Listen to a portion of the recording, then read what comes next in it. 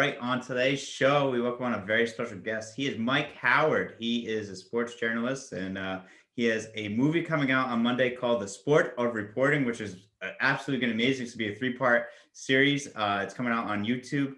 First of all, Mike, how are you doing during these crazy COVID times? How are you doing putting together the movie and doing the media tour as well, too? I'm doing great. Thank you for having me on your program. I appreciate it. And yeah, this is COVID time, but you know, I tell people, like, for me, the COVID really didn't stop me from doing anything because I wasn't ever like a party person. I didn't go out. I'm single. So I'm a movie person. I love to go to the movies. And I don't know about where you are, but in Connecticut, the movies really has been open throughout the whole pandemic. I think it was a period where the movies were shut down for like 2 months. But other than that, you know, it's been open, and that's what I do. So to be honest, the pandemic hasn't really changed too much for me. But I know through my family, my inner circle, it has really hit them hard. But I've been fortunate that it hasn't really hit me as hard as other people. But I'm doing well. And, you know, the film is doing well and will do well. That's awesome. That's exciting. Yeah, it looks amazing. But before we even talk about the film, I gotta know a couple of like questions first. How did you, get into this sports journalism, like this idea of the movie? But also, what is your favorite movie? You just mentioned that you love movies. Like, what's your favorite movies? What kind of movies do you like? We got to know that first. Yeah, I love you. I like where this is going. First of all, my favorite movie of all time is Matrix 1. Okay, that's a great movie. And then my second favorite movie is Slumdog Millionaire. My third favorite movie is Man on Fire. I forgot my fourth, but my fifth is Avengers Infinity War, and I leave it at that. And the reason why I say Infinity War, because that's a big deal why I actually created this film. But my top one is The Matrix. That's awesome. Yeah, that's a great movie, by the way. That's like one. They're coming out with a Matrix 4 in December. Are they really? Yeah, it's released and everything. Yeah. Oh my God, I had no idea. I love it. You hear it first on your show. Yeah, that's right. This is breaking news for me. It comes out December 21st of 2021. Wait, are you going to the movies? Are you staying at home? Oh yeah. I'm going to the movies. Like right after we finish the podcast and I feed my dogs, I'm going to the movies and I'm seeing Mortal Kombat. Oh yeah, that came out today too. I gotta watch that. That's right. Yeah. Oh my God, bringing up all the childhood memories here. I told you, I love the movie there. It's really therapeutic. I know people nowadays, they can see stuff on Netflix and HBO Plus, but it's nothing the same as the big screen, eating a popcorn. Something like that really captivates people like me who go to the movie theaters, and I'd rather pay extra money to see on a big screen than see it for free on my laptop. That's awesome. I love that. That's great. Josh, do you have a question for Mike? So, who was your favorite sports reporter, or like someone that you looked up to? Man, to tell you the truth, I don't really have a favorite sports reporter or analyst or journalist that I look up to. I mean, some of the people who I cover in part one, which we could talk about later on, you know, they're big deals now. I don't really look up to them, but I watch them a lot, and I enjoy watching them. I would say as an interviewer, though, two people I look up to is the queen of interviews, in my opinion, Oprah Winfrey. And I first got started in interviewing when I was in foster care. Be quiet. When I was in foster care, Sally Jessy Raphael. So Oprah and Sally Jessy Raphael, as far as interviewing. Mainstream wise, I look up to those two. And you know, the sports journalists, I mean, obviously Stephen A. Smith is a big name, and people could argue and say he's the face of ESPN now. You got Skip Bayless, and then you got like legendary people like Chris Berman, Rob Park, and other people. So, you know, I just enjoy watching them, and now I heavily enjoy watching them because now when I watch them, I'm like, I interviewed him. He's going to be in my project, and how many people could say that? So it's fun. That's great. Josh, I have a question for you. Do you know who Sally Jessy Raphael is? Ooh. I do not. Oh, because Josh, I'm 34. How old are you, Josh? I'm 17. Oh yeah. Oh hell. I think Oprah is like the limit for him, and then everything. Yeah. Mike, I'm right around your age too, so I'm gonna be 34 this year as well. So you know who she is. Yeah, so I know it's Yeah. I used to watch Sarah Jessica Raphael all the time, but I had to ask Josh that because I don't know if he knew who she was. she used to have her own show. She was Josh. She was basically the Oprah before Oprah, because she came out before Oprah a little bit, and she had a good talk show, and then other people as well around that era. And then Oprah came and then shut everybody down.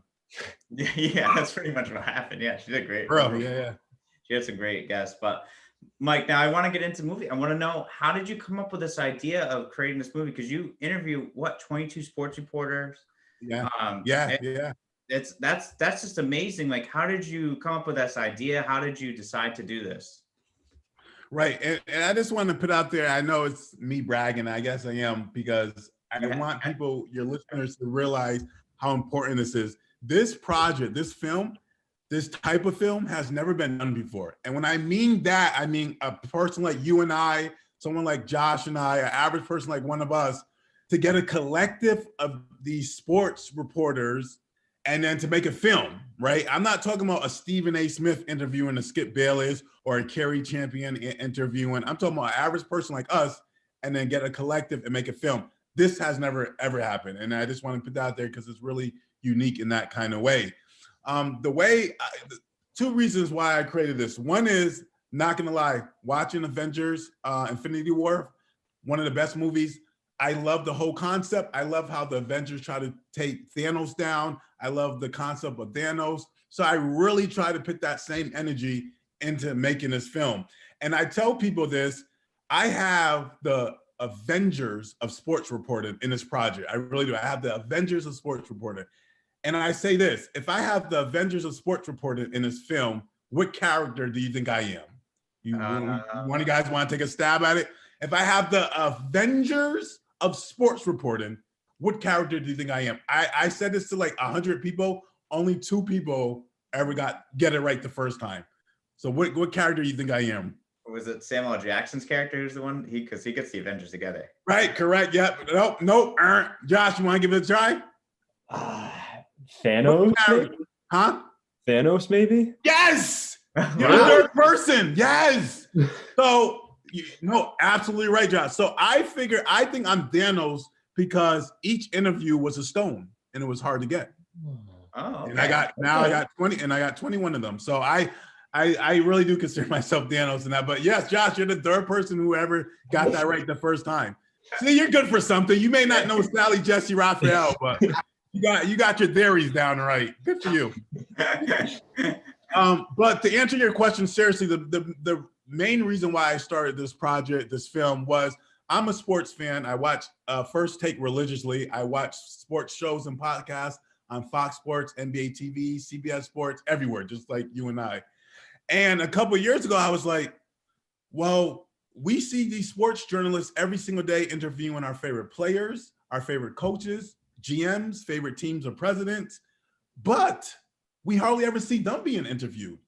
And we hardly ever see them being on the hot seat, right? They always ask our favorite athletes the important questions, the tough questions, but yet we don't see them answering the tough questions. So I was like, how can I kind of get this project up and going? And my first interview I did with any sports major journalist reporter was Molly Qerim, and that was back in 2016. And this is way before I even thought about creating the sport of reporting, because I have my own local talk show in the state of Connecticut. So she was a guest on my talk show. We did a tape show. I was so excited because she's from First Take. She's from New Haven, where I'm from, and all this kind of stuff. So I look up to her as a journalist. So I interviewed her. Then a year and a half later, after countless of emails, I emailed Stephen A. Smith. And after a whole bunch of emails, his PR person said, no, he can't do it. Not now. He's busy. Now is not the season, blah, blah, blah. After countless of emails, I finally got Stephen. And then I did an interview maybe a few months after that with Chris Broussard. And it was the interview I did with Chris Broussard. I said to myself, oh my gosh, I got I got Molly, Stephen, and now I just got Chris Broussard.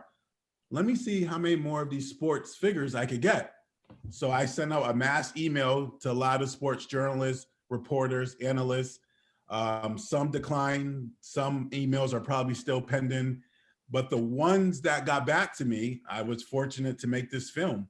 And this film really is, you're gonna get a different perspective of who they are individually. So a prime example of that is Stephen A. Smith, who's in this project, who's in part one. We know him as loud, maybe obnoxious, maybe irritating, outspoken, animated. In this project, you're gonna see kind of a different side of him, a more mellow, more kind of down to earth. So I wanted to get a different perspective for the sports fans. And like I said, since I was a kid watching sports, I always was curious on how do they get the passes on the how do they get passes inside the locker room? How do they earn the team trust before and post games and stuff like that? And I asked questions about, like, if you had to debate any of your colleagues one-on-one, who would it be? What colleagues of theirs don't they get along with? Because they're the first people, sports journalists are the first people to, you know, kind of judge athletes about not getting along with their teammates. Well, it goes the same way with sports media. They got to get along with their colleagues. And I'm sure everybody doesn't get along with each other. So questions like that are all about what this film is about. And then even there's a small snippet in this film that kind of shows who I am as a person and why I have this passion for doing this. That's awesome. That's absolutely amazing. It's good. Like, very excited to see it. Cause like you said, this is something that's never been done. And like you said, you don't have usually people interview the interviewers. Like the people are usually the interviewers, and you know, that know, like, and we all know them. We watch them on TV, and it's great. Josh, you have a question for Mike? So I know you briefly talked about how Stephen A. Smith was pretty hard to get a hold of, but was he like the hardest person? And if he wasn't, then who was? Ooh, good question. And I know I wrote this down in order, the top 5 of the hardest. I would say not in order, but Stephen was hard. Cari Champion was hard. Chris Berman was pretty hard. And there was another person was hard. But I would say, though, Stephen A. Smith probably was the hardest, because all the other names that I just mentioned were hard, but it didn't take me over 1.5 years to get. Wow. So I know Cari Champion took me like 6-7 months. Chris Berman almost took me 1 year. But Stephen took me over 1.5 years to get. So he probably was the hardest, but there was a few ones that were pretty hard. And that's exactly why I consider myself Thanos in this project, because each interview was totally different. And I'll give you an example. Molly Kerm, the reason why I interviewed her was strictly purely luck. I do a foster care charity run every single year in my state. And the year that she was on my show, I went to a dance studio because the dance studio was the sponsor of my foster care charity. So I go in this dance studio to collect the goodies for the foster care children. And there's Molly. She's like doing a private dance lesson. So I'm staring at her because to me, she's gorgeous. Yeah. But right off the bat, I don't know who she is. I'm just looking at her because she's beautiful. So I'm staring at her like every guy. And then I'm like, yo, she looks so familiar. Like, I'm trying to think, where do I know her from? So then at the end of her private dance lesson, which I wasn't invited to, I was just looking at her. I said, oh, that's Molly from First Take. I got to like go up and talk to her. So after her dance lesson was over, I went up to her. I said, hey, Molly. She was so cool, down to earth. I said, hey, Molly. Hey, I was like, no, I didn't even say Molly. I said, hey, I know where I know you from. And she joked around. She said, okay, you got one shot. So I was like, you're Molly from First Take. She said, yep. So I was like, oh my God, you're from New Haven. You know, I watch First Take every day, blah, blah, blah. She said, oh, thank you. I said, can you be a guest on my talk show? Just like that. Like, can you be a guest on my talk show? She said, no problem. And she gave me her personal email, and then the rest is history, right? So that's one example of how I got, you know, one of the sports journalists.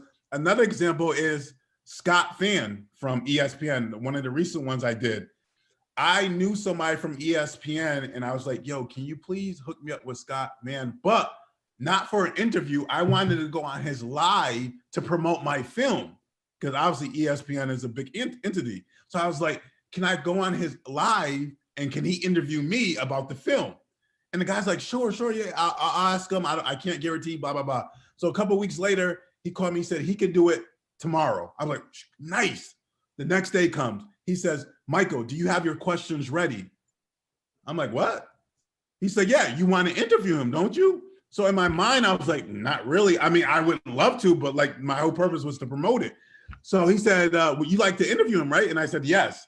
And I literally like looked him up within 20 minutes, did some research, and then that's how I interviewed him. But that wasn't my plan. That was not my objective at all. But I'm like, you can't pass down my project is all about sports reporters. So if I get another one, hey, but that was not my goal to get him to, but I did. So each interview is very special and unique in its own way, how I came about and interviewed them.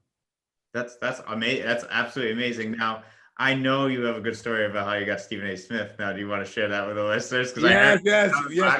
You were one of the listeners. Good. Yeah. So you'll be the second person to know this, or second podcast. So I emailed Stephen A. Smith for over a year. Like I said, for over a year. No. Like I told you a few minutes ago, I have my own local talk show that I host and produce for 15 years. I started it my senior year in high school. So this past March marked my 15-year anniversary. So I interview all kinds of people on the local level, national. I was the last person to interview Maya Angelou, things like that. So I was like, after over a year, I'm getting frustrated. I'm like, yo, why can I get Stephen A. Smith? I got Molly. I'm getting all these other great people, local and national. So I said a white lie. So after like the 100th email, I emailed the PR again. I said, hey, my name is Michael again, and I know I've been asking, but I want to know how come it's taken me so long just to interview Stephen A. Smith, and I just did an interview with our president, Donald Trump. Kid you not. So she emailed me back within a few minutes, said, okay, you and your team got 45 minutes, come next week. And I got it. And then my crew members and we were obviously excited, but my crew members was nervous, way nervous than I was, because they were like, yo, they were shaking too. They were like, you're going to be in the room with Stephen A. Smith. And what happened if him or his PR asks you questions about the interview you did with, President Donald Trump? What are you going to say? And I'm going to say, I'm going to keep going with it. At least I'm not going to tell the truth until I get the interview after. Yeah. But him and his PR person never asked that. But yeah, that's how I officially got Stephen A. Smith. I heard that, so I listened to the podcast. Right. Yeah. Boston Ballin was the podcast that hosted by my friend Gabby. And when I heard that, like when you said that, I was like, no way, like how, like that's just great. I mean, it was smart move on your behalf to get the interview, because I'm sure it's got to be frustrating because you're trying to keep getting pushed off, and something had to give at some point, and I'm sure there might have been a white lie on their end too, because sometimes that happens. Like, but I'm sure I'm not guilty. Like that stuff like that doesn't cause me to lose sleep at all. And I'm not saying that to be cocky. I'm really saying that like whatever you want to do in life, if you want to be great at it, you got to do what you got to do. And my philosophy is I want to be one of the greatest interviewers / producers of all time. So, yep, I said a white lie, but I always tell people, how many people can say they interview Stephen A. Smith, right? And I'm one of those people in that category. So if you want to be great, you have to do what you have to do. That's amazing. That's awesome. Did you ask him why he rags on the Dallas Cowboys so much or anything like that? No. When I interviewed him, it was back in 2018. I didn't say anything about the Dallas. I know he's a big Dallas hater. But like I said, the interview is really like kind of a different personality, what we see of him. And we really talked about his upbringing, his home, how he got started in sports journalism in college, and how he was one of the first people to do like a soccer article, and he didn't like soccer, but his editor said, you're a good writer, you should keep doing this. So things like you're going to get really a different perspective of who he is, hopefully, in this project. Yeah, I'm really excited to because it's interesting because, being in the field as well too, or starting to try to be in the field, it's interesting to see what other people's perspectives are and how they got started. And I feel like no one just really jumps into the NBA unless you're friends with like LeBron James or something like that. So right. Yeah, it's wild. Jeff, you have a question for Mike? Yep. Yeah. So out of all these interviews that you did, which one would you say is your favorite if you have one? That's a good question too. You know what? And I tell people this with my show, like people say, what's your favorite interview you ever did? And they always jump to conclusion. They say, oh, Charlemagne, because I did a show with Charlemagne. They say Maya Angelou, and then my man, Misty. And to be honest, I always tell people my favorite interview is my next interview. Like I put 110% work on trying to interview somebody. So if I say Misty Copeland is better interview than my local mayor, then that would be a discredit to my hard work that I put in for the mayor. Like, I put in 110%, so I can't say this one is better than the other one because that would be unfair. I will say this for the sports though, the one that was the most candid, like I would say the hardest thing about making this film was the editorial part, because each interview I did, minimum was like 25 minutes or more. So obviously I can't play the full interviews in this project because it would be like a 30-hour film. So I would say the most candid one was Shelly Smith from ESPN. We talked, our interview went for like an hour, and we talked about everything from her being one of the first female anchors to go in front of the TV with a bald head because she had cancer. We talked about her beating cancer. We talked about her state of mind of when she had cancer. Then we talked about my mother having cancer and some of the words she gave me, my sister, to encourage my mother, because my mom has cancer to this day. We talked about her relationship with Kobe Bryant and how they had a rocky relationship when Kobe Bryant was going through the court case. And for years, Kobe didn't speak with her. And every time she was trying to get an interview with Kobe, Kobe said, I'm not going to speak to Shelly, send me somebody else. And then I guess when she got the cancer and Kobe had his second or third kid, they finally came together. And like she was saying, from then on, they were like best friends. So we talked candidly about a lot of stuff. We talked about the NBA. We talked about football. She spoke heavily about her opinion about the Colin Kaepernick situation. So I would say out of all the sports reporters that in this project, the one that's the most candid by far is Shelly Smith. I mean, like I said, we talked about everything. And it's unfortunate because we spoke for an hour, but only like 12 minutes of that is in the film. Because like I said, I had to do a lot of editing and I can't play the whole interview. So that's the only down part. Like you won't hear the full interviews of all of them, but you'll get a good perspective of who they are. But yes, to answer your question, Shelly Smith was the most candid. Wasn't my favorite one. Like I said, I don't have a favorite, but she was the most candid interview I had.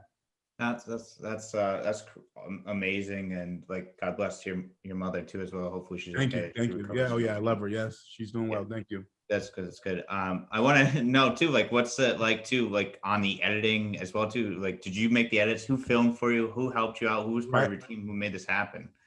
Right. So I'm not gonna lie, like 85% was me, but like I have some friends that are so supportive in my dream in becoming a great interviewer. I'll give a shout out to Connor, editor. Melanie Wheats is my executive producer of the Mike Nice Talk Show. She helped me.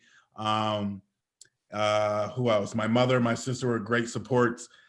And then I did all the editing. And when you watch the film, like it's literally a basic edit, cut, paste, edit. Like I don't do any kind of fancy stuff. And I didn't have the money to pay for someone to do anything fancy, because that's just the reality of it. So I did all the editing, I produced it, I directed again, but I would be remiss to not mention Melanie, Connor, my best friend Danny was also support. And when I mean support, I mean like, just for another example, like this film really goes deep, but I interviewed Rob Parker, and he's from The Odd Couple from Fox Sports. I don't know if you guys watch it with him and Chris Broussard. He's from California. So I reached out to him like a year ago saying, I wanted to interview you for my sports project, blah, blah, blah, blah, blah. He said, okay. He said, can you do a FaceTime or over the phone? I said, yeah, because some of these are over the phone. Some of them are FaceTime. I was like, yeah, but I really want to come and meet you one-on-one. Like if I could see you personally, that would be great for the film. He said, Mike, you're calling from New Haven, Connecticut. I'm calling from California. How's that going to work? I said, I'll fly down and I'll do an interview. He said, no, don't do that. You don't need that. I'm like, no, I'm willing to do that. He said, you're crazy. You don't need to do that. Let's do a FaceTime interview. I said, I really want to go down. I lied. And I was like, I didn't lie. I was like, I never been to California, which I haven't. And I was like, if I'm in California, I could sightsee and blah, blah, blah. He said, okay, Michael, if you want to come down to do the interview, you could do an interview. I had really no money. I was a substitute teacher at the time. So some of the people who I just mentioned, I had to ask people, including my money, for money. I asked people for 50, 25, 15, 5 for an airplane ticket to go down to interview Rob Parker. So when I went to California, he knew I was coming because we planned it, But the day I went there to see his face reaction, like his face reaction, he must have saying in his mind, wow, he actually really did come to California to interview. So I went to California, left Connecticut Tuesday, was in California Wednesday, 3 a.m. Our interview was at like 4 p.m. So I had like a whole window of time just to chill, do nothing. I was probably sleeping in the airport a little bit. Did the interview with him and then went back on the plane, went back to New Haven. Wow. Like people were like, my friends were like, you're crazy. I'm like, why you didn't sightsee? Why you didn't like, I don't got time for that. I don't have money to do that. Like I was down there for strictly business. I was down there just to do an interview and I went back. So Wednesday was the interview. And then I got back to New Haven like Thursday morning, like 6 a.m. And one of my friends picked me up from the airport. Like there was like, Mike, you should have stayed for at least a weekend because I went on a Tuesday. There's like, you should have stayed to Saturday. Like, I don't have time for that. I don't have money for that. I asked my closest friends for money just for the airplane ticket. And that's another example of like telling your listeners, you do what you have to do to be successful. You do whatever you have to do to be successful. And like I said, when I did the interview with Rob, his face was like, wow, he actually really came to California. And I'm saying, yo, this is what I do. I've been doing it for 15 plus years. And if I have a chance to interview you, I'm going to interview you. Wow. That's absolutely just an amazing story, like of how, and that's like, I can't wait to see that interview too. That's hustling, man. That's like you said, you just got to do what you got to do to get to where you want to be and create your own, you want to make this project, you want to make it look great. And you took your time and you flew all the way out there. That's just absolutely amazing. You're able to do that. Right. So, I was really fortunate about that. And like you, I don't know about you, your whole situation, but I don't have any sponsors. I don't get paid for what I do. The common question people always ask me is, how much do you get paid? Do you get paid per interview? I don't get paid not 1 cent. And I'm not saying that to complain. I'm saying like, I'm not a household name. You're not a household name. We're not a household name. So we have to do what we have to do to stand above and to be successful. And at the end of the day, I want to be one of the greatest interviewers / producers. And I say producers because I produce all my stuff. I want to be one of the best. I want to be in the top 10, top whatever.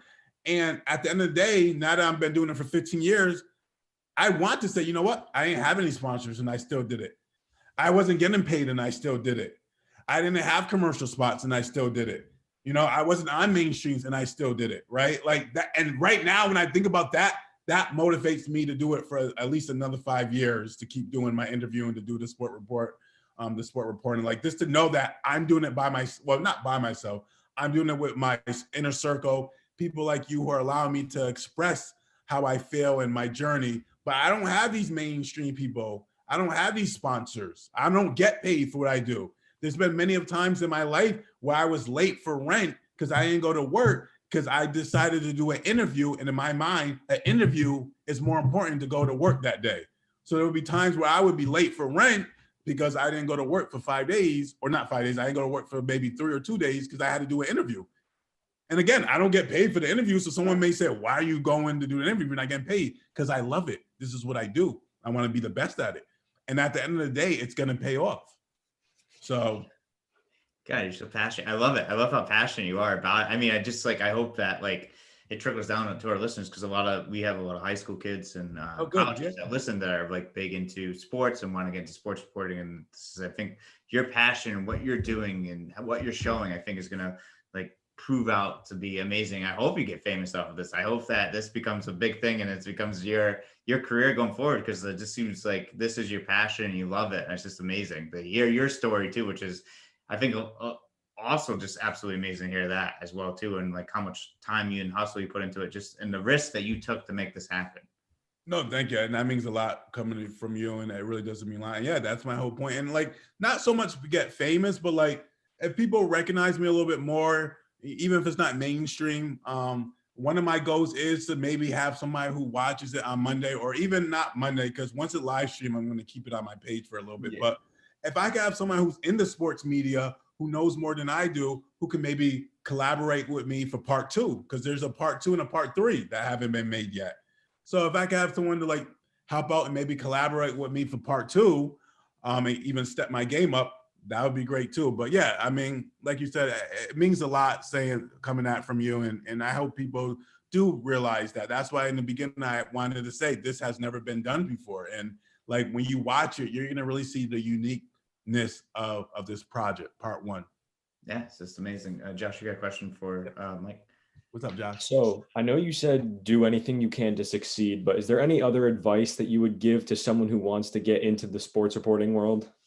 Yeah, like anything in life, not even just sports reporting. I know your question is a target to the sports reporting, but like I just make it a broader and a more simpler. Anything you do in life that you have a passion for, do it.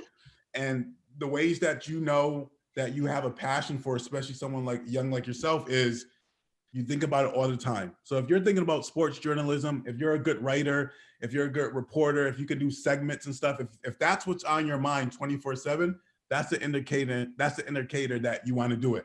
Another indicator is that you don't care what people say or think. If you want to do sports journalism, that's what you're going to do. So that's another indicator. Another one is you're, like I said, you're not worrying about the money. I said a few minutes ago, I've been doing this for 15 years. Not one penny have I got paid to do it. And I'm not saying that to feel sorry for myself. I'm saying that's another way you can tell if you truly love something. So if you truly love sports journalism, don't do it because you think you're going to be the next Stephen A. Smith and get the big buck, because you're not. Do it because you love it and you don't even care about the money. Like I said, there's been times where I was short for rent because I did the interview, something I love, than going to work. So those are the three indicators for your listeners to let them know, like, if you truly love sports journalism, go for it and be who you are. Don't be the next Stephen A. Smith. Don't be the next Chris Berman. Don't be the next Skip Bayless. Be you, right? And like I always tell people, I'm not a funny person. I try to be serious. Sometimes in my interviews, I say a little bit jokes, but I'm not a Kevin Hart. That's not my persona. I'm not trying to be a funny talk show host. So it's important that if you're going into sports journalism, go in it for the right reason and go in it. It's different aspects. You could go in sports journalism to be a producer, which means you're just creating segments. You could be a good producer and just booking guests. You could go into sports journalism and becoming a writer, like do articles in newspapers, which I'm a horrible writer, so I would never do that. Or you could also become a sports journalism and be in front of the camera, right? And be the talent. So know what kind of angles you want to go through for the sports journalism, and then just know those three indicators: your passion, don't care about the money, and you don't care what people think. And I think your listeners will go far for anything, including sports journalism.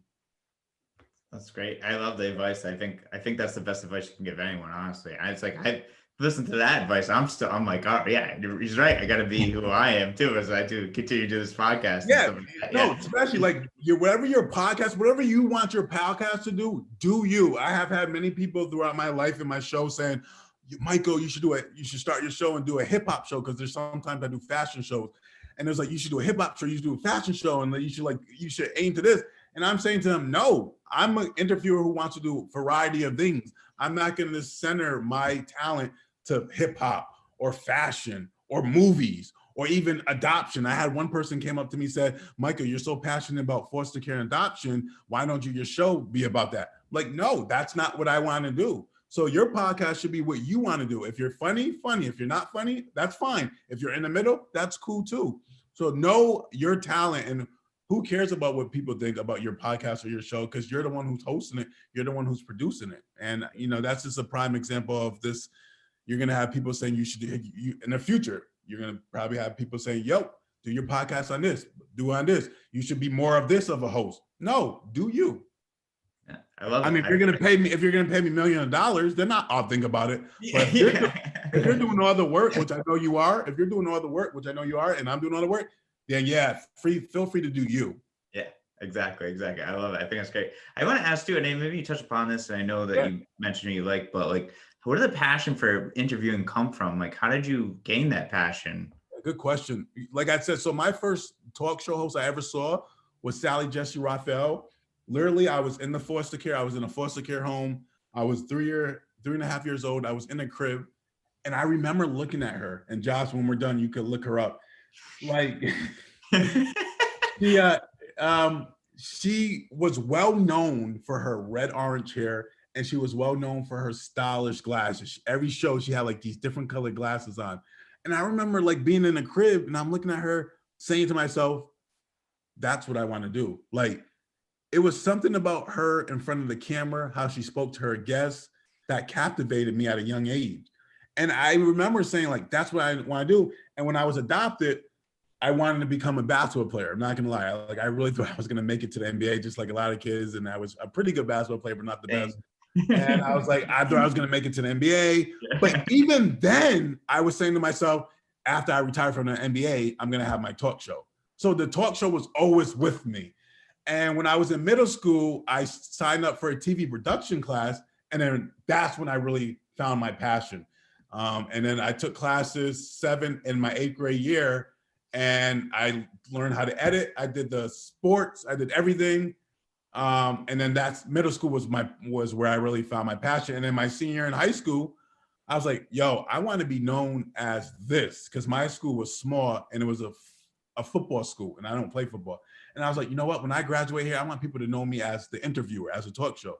So at the end of my junior year, I took classes, and I was like, I have to have a show before I graduate. Like, my first show has to be before I graduate.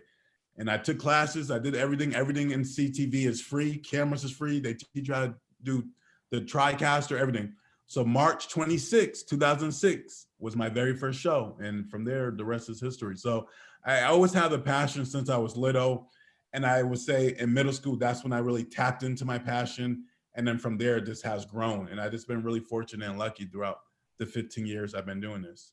That's amazing. Is that show from 2006 still floating around out there? Do you yeah. I'm still doing it. The past year or so, I haven't really been doing interviews for that, because I've been working on the Sport of Reporting and getting interviews with that. But after Monday, when it launches, I could take a break, and then I'm gonna go back to the Mike Nice show and interview and do stuff like that. So yeah. That's awesome. That's great. All right. I love that show. I love the passion and everything, and how you got into this movie, and then looking forward to the movie as well too, and when it comes out. But I gotta ask too, do you have a favorite sports team? Like, who do you root for? Where, being in Connecticut? Yeah, you can be. I'm from Connecticut, and not gonna lie, like I'm not a loyal fan. Like, I don't like to lie, because a lot of people are loyal fans, but I am a big fan of the UConn female. Like, that's the only thing we really got, Connecticut, because the UConn men sucks. And I'll be the first one to tell anybody in Connecticut, like, they're not that good. And then as far as like professionals, to tell you the truth, I really don't watch that much sports like I used to. Like I said, I watch more sports shows than sports. But Michael Jordan is my favorite basketball player of all time. A short story: when I was adopted, my name was Cody, and then when I was adopted, he made an impact on my life so much that I wanted to change my name, and then my mother changed my name to Michael. So Chicago Bulls is always going to be my favorite team. I know right now we're like in 13th place, but they're always going to be my favorite team in the NBA. Baseball, I'm a huge Red Sox fan, and it's crazy because I live in Connecticut, so I live in the borderline of New York and Massachusetts. Yeah, I would say 60% of Connecticut fans are New York Yankees, and 40% are Boston. But I definitely like Boston Red Sox, hands down. But one of my favorite players of all time, believe it or not, is Derek Jeter. Like, I love him. I love the man. Football, I don't watch football at all, but I love having the GOAT debate conversation. So I love to ask people randomly, is Tom Brady the best? Because I don't really follow football, so I don't know the stats like I do maybe in basketball. So I love saying, is Tom Brady better than Peyton or Eli and other QBs? But in my opinion, I think Tom Brady is the GOAT. I mean, the way he's doing it for this long, I mean, to me, that's a definition of a GOAT. Tennis, Serena Williams. I mean, you can't go wrong with that. Again, I don't really follow, but hockey, I really don't follow. But there was a player a couple years ago that I was following because he was from Connecticut, but I forgot his name. So those are just some of the sports that, I do watch here and there. But, NBA is probably the only sport that I kind of follow the most. Yeah. Same here. We're both, Josh is also a big basketball fan as well, too. And, and also, just big. We're big basketball fans, huge fans of sports, and we love our basketball. We're from Rhode Island, so we a big Red Sox guy as well. I don't, Josh, are you a Red Sox guy? Do you like the Red Sox? Yeah, I do. Yeah. But I feel like Josh is saying that because he's the intern. He's like, I really don't know. He's like, I didn't know Sally Jesse Raphael. I can't go 0 for 2. I feel like at the end of the day, he's gonna tell you his sports team, but we'll let that slide. No, I like the Red Sox. I do. Okay. My whole family's big Red Sox fans. Okay. All right, I got a couple more just quick questions. Sure. Just outside of the movie and everything. Yeah. Yep. All right, you're going to see Mortal Kombat tonight. Favorite Mortal Kombat character? Oh, Luke Cage. Oh, so good. Okay, but yeah, I would always play with him when Nintendo was out and stuff back in the day. And I wasn't like a big gamer, but Luke Cage was my guy. Definitely.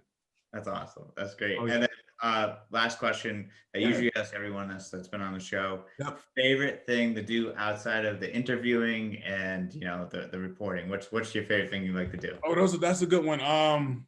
Besides eating, because I eat a lot, right now I haven't played basketball in a couple of years because my passion for it is long gone. So the past like few years, I'm really into ultimate frisbee. Like I play on a little league. I have a game tomorrow. So like actually like that's I always say I want to be the best interviewer. Like I'm not saying I'm gonna be the best ultimate frisbee, but my mindset is like I gotta get in shape. I want to be better. I want to learn how to throw certain ways. So I would say ultimate frisbee, and I would say going to the movies are like my top two besides the outside the interviewing. That's great. Yeah, ultimate frisbee is a lot of fun sport. I mean, it's so underrated. It's so underrated. And if you know how to play basketball, if you play soccer, if you play football, if you know the concept, to me it's like all in one. Like it's different like techniques and stuff. But like if you're a basketball player, like when I play defense on the frisbee, it's a basketball stance. And if you play football, it's kind of the same concept, going back and forth. If you're a wide receiver, like to me, it's so underrated. I wish it was a mainstream sport. Like I just got into it. Well, I didn't just get into it, but like I played it for years. But like it's just, to me, it's underrated. Like it's underrated. Just like the Dollar Tree is underrated. Yeah. Ultimate frisbee is underrated. I love it. And favorite, you got to tell us what's the best pizza to get in New Haven. Oh, all right. People are not going to like this, but like, because I'm an honest guy, as you know. I think New Haven is overrated when it comes to pizza. People from New Haven are going to kill me. And I said that many times on my Facebook status. Like, I think it's overrated. It's not trash. It's far from trash. But like, I think recently we were in like the Food Channel. We were like the #1 state in the country for the pizza, or #3 like, to me, it's overrated. But if I had to say pick something, I love Modern's Pizza. Modern Pizza on State Street, New Haven. They have a great pizza. They're known for their Italian bomb pizza. But yeah, like Pepe's and Sally's, no, they're not that good. And I have said that, and I would continue to say it, and I don't care. Like, I feel like when you talk trash about something, sports, whatever, you better make sure to back it up, and you better make sure you're from that area. And I'm from New Haven, so I feel like I have a right. Like, I'm like Sally and Pepe's. No, I would not recommend them. All right, sounds good. All right, so we'll go to Modern. We'll check out Moderns for sure if we're ever in the area. New Haven's not that far away; it's only an hour away. So we'll contact you if we're ever in the area. If you ever find yourself in Western Rhode Island, hit me up as well too. No, you know what? I go to Rhode Island like at least twice a month, and now that you said that, I will. And I'm gonna take you up. Like, I'm really persistent, so I'm really gonna take you up on that offer because my biological sister and her kids, I see them a lot. So she's in Providence. So I don't know how far is that from where. So we're 45 minutes from Providence, but actually we're real close to Connecticut. We live right on the border of Connecticut. So perfect. Yeah, no, I would definitely. I'll give you a heads up, and that'll be great to see you in person. And before we conclude, can I just say 2 quick things about the film, just to and get your viewers hyped and stuff if they're not already hyped. One thing is, if the opening scene of this film, the first 2.5 minutes is a tribute to Kobe Bryant and his daughter. Kobe Bryant is my second favorite basketball player. And when he died on January 26th of 2020, I was in the process of making the film. And I was like, oh, I have to show some kind of appreciation of who he is and what he meant to me. So there's a picture that I created of him and his daughter walking in a phone booth and then coming out as a superhero. So that's like an old school kind of like, so I created it. And then there's a message that I wrote to him.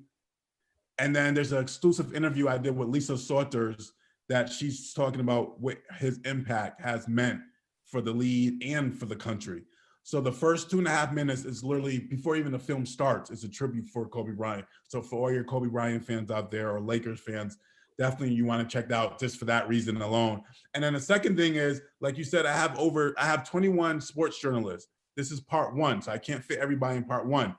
I have in a contest now where if you go on my page and people have been entering, if you enter the 7 names you think that's going to be in part 1, the 7 correct names, you'll get a $500 Visa card. And I already gave one of the names away earlier, Stephen A. Smith. He's definitely gonna be in part 1. So people have been going on my YouTube channel and submitting, and you can submit as many times as you want. So you can submit 7, and then you can resubmit another 7. Because as long as you get the 7 right, you win.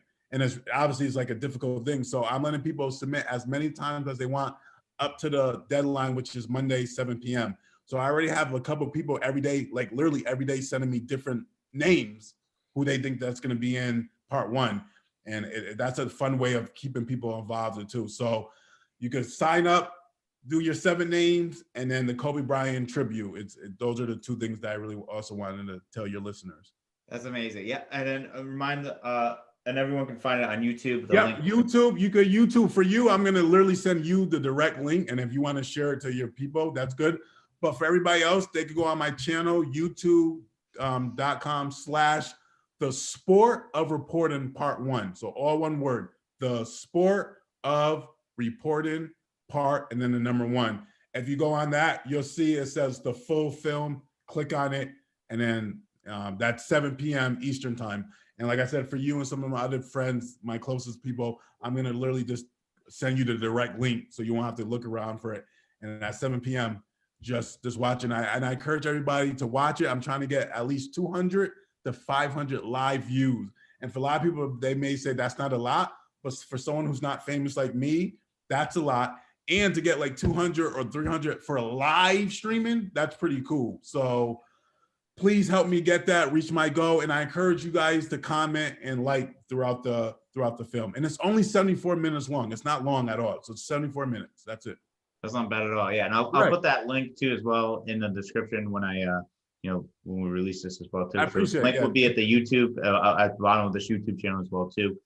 So Mike, thank you so much for being on the show. Josh, do you have any questions, Mike, before we sign off or anything? No, I don't think so. I think we covered everything we could.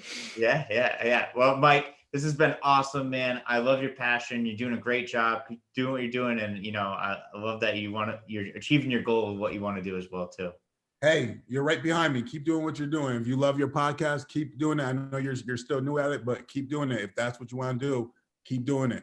And if anytime you want me to come on and guest, anything I could do to help, if I have any connections here and there, like I said, I don't know famous people. People are like, oh, Steven, no, these are people I just like been, constantly emailing, texting, calling, and I've been lucky enough to get an interview. So any way I can help you with that, I would love to help. But it's funny when I tell people about my sports reporting, like high people who are producers, they say, oh yeah, I interviewed Steven, or I work for ESPN. In my mind, I'm like, so what? Like that's it's like they're competing with me. I'm like, that's your job. If you were at ESPN, then obviously you have a better relationship than I do.